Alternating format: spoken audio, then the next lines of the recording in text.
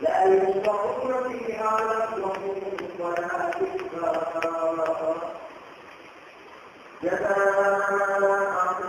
من ربك عطاء حسابا رب السماوات والأرض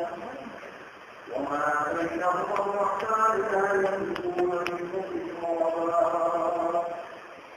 يوم يكفر الملائكة وهم لا يتكلمون إلا من أذن له